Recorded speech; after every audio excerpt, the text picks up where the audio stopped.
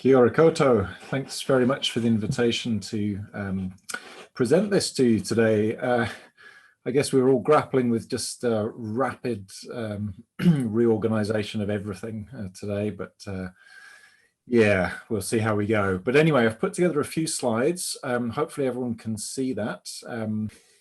So, okay, the report came out last week, as you're probably all aware. And the thing that's kind of quite a big deal this time around is the language used in the report has been a lot more direct, a lot more to the point than some of the previous IPCC reports. So what I'm going to do here, hopefully within the 15 minutes, is try and rattle through some of the key messages that have come through. And then I'll look through some of the particular details, some of the numbers behind those messages, and then I'll show some figures, some of the graphs that put it in a more kind of visual context.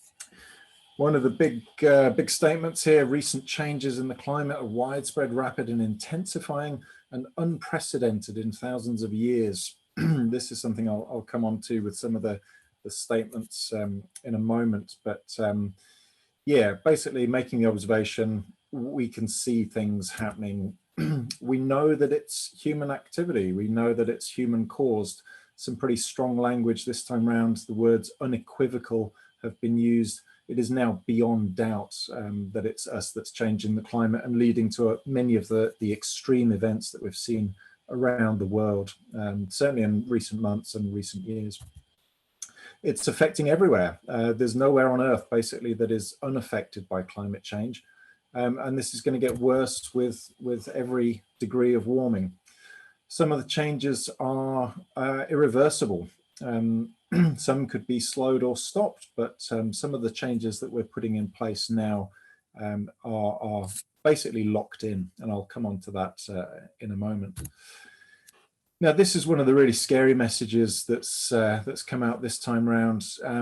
And it's this takeaway statement, you know, unless we make immediate, rapid and large-scale reductions in our greenhouse gas emissions, we're really not going to make the Paris target. And that's a real wake-up call, or it should be a real wake-up call. You know, we had huge optimism after Paris, lots of commitment to making big changes. You know, 6 years on, and we're actually in danger of just overshooting that quite spectacularly. Okay, so those are some of the really big statements that you'll have seen probably in the press. Now what I'm going to do is just sort of walk through some of the numbers behind that and some of the statements. So as I said before, this unequivocal statement has come up. We know that it's us.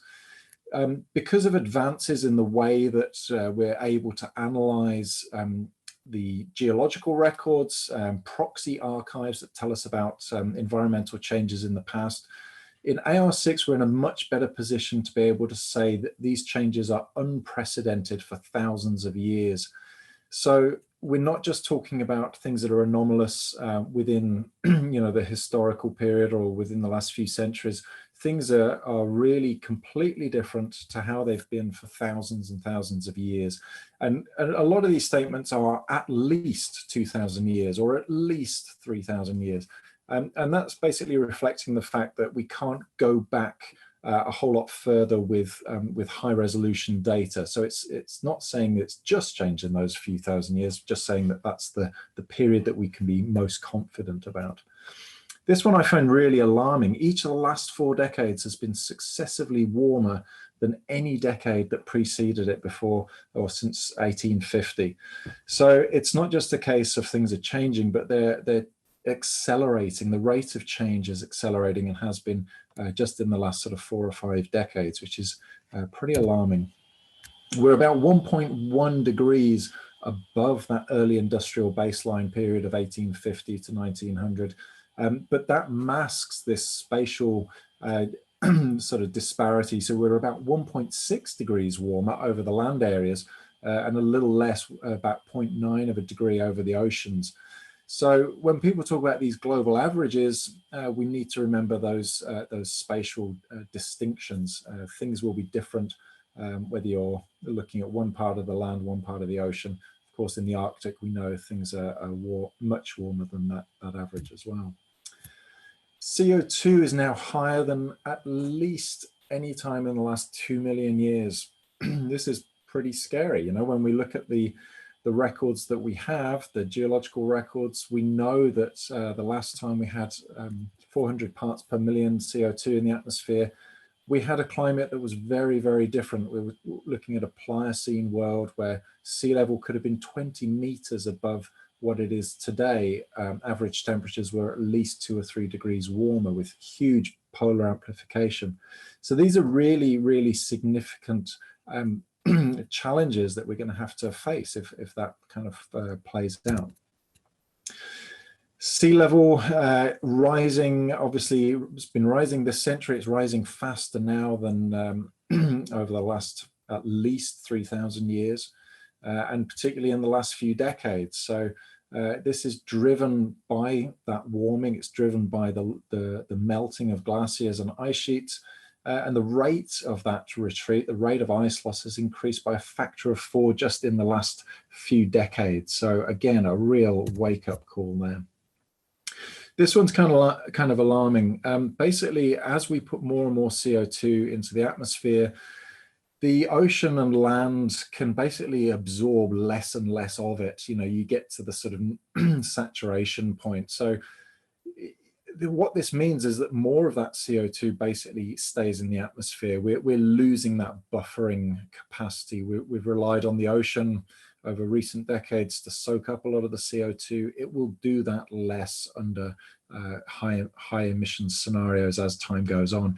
So more of the CO2 stays in the atmosphere. That means more heating takes place in the atmosphere. And of course, that heat will get taken up to some extent by the ocean. So the ocean gets warmer, and it's pretty much impossible to get heat out of the ocean. So the purpose of the conversation today, I guess, is looking at sort of future scenarios, thinking about possible climate futures. And again, this is one of the tables from the summary for policymakers.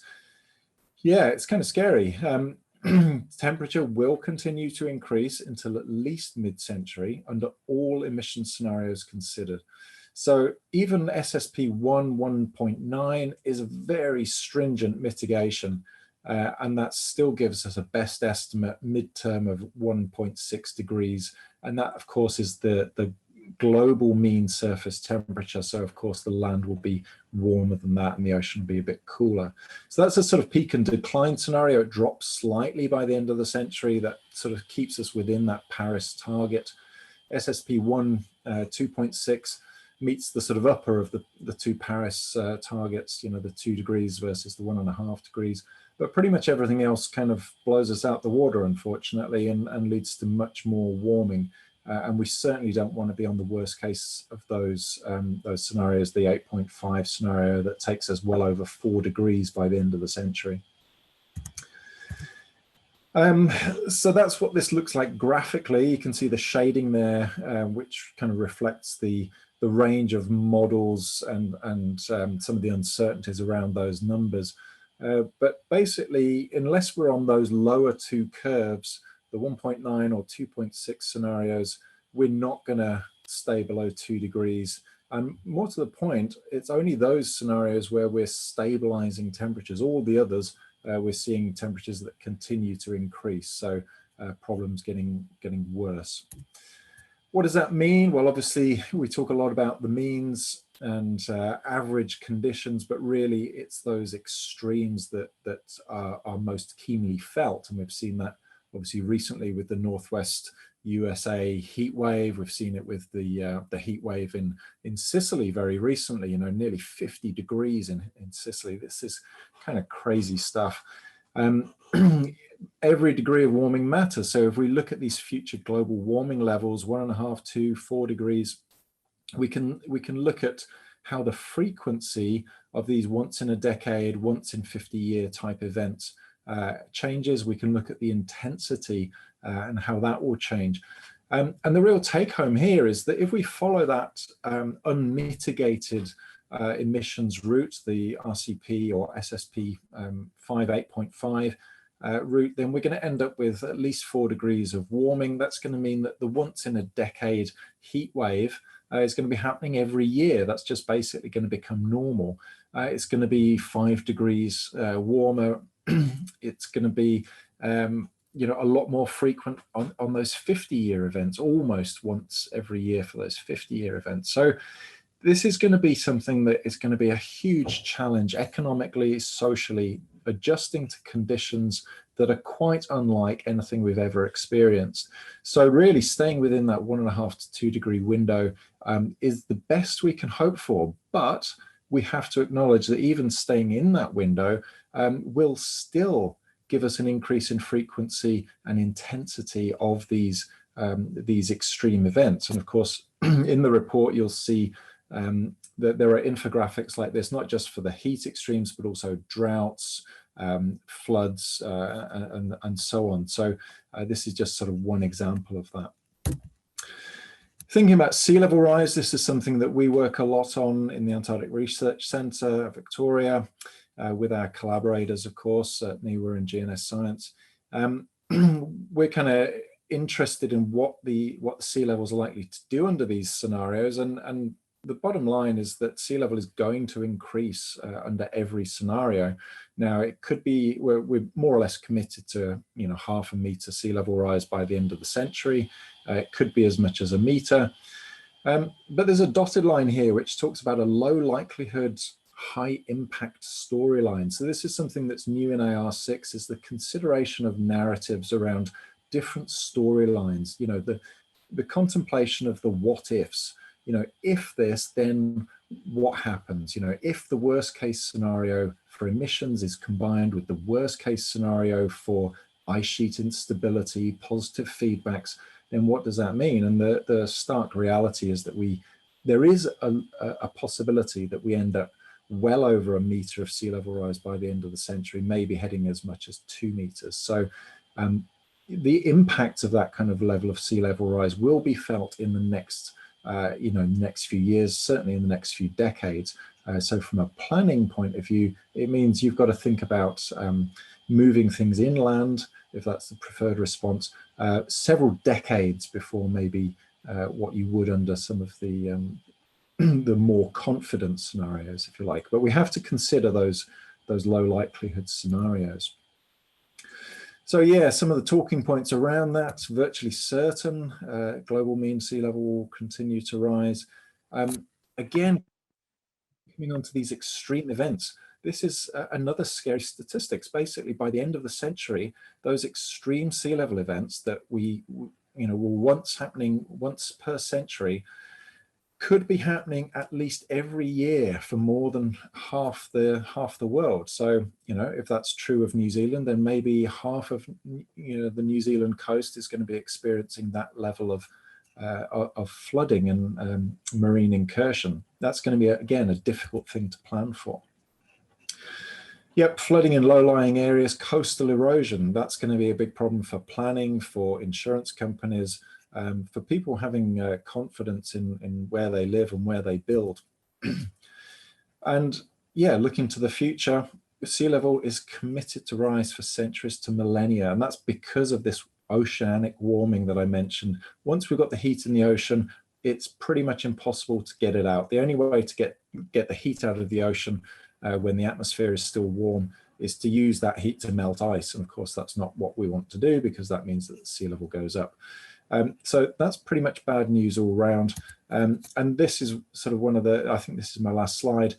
This is basically talking about that long-term commitment. The changes that we're locking in are committing us to multi-meter sea level rise for the next millennia. I mean, the longer you leave it, the worse the sea level rise is going to get. But you can see there that even under the stringent mitigation scenarios, 1.5, 2 degrees of warming, we're still locking in already many meters of future sea level rise over that multi-millennial period. And that's going to reshape coastlines around the world. There's no doubt about it. So the take-home point there at the bottom, this is maybe a place to hand off to discussion, is that this is something that's going to persist for hundreds or thousands of years. So as I say, today's choices will have long-lasting consequences. So that's probably a nice place to sort of start the discussion and think about some of the moral obligation that we have to do everything we can to limit the extent of those long-lasting consequences.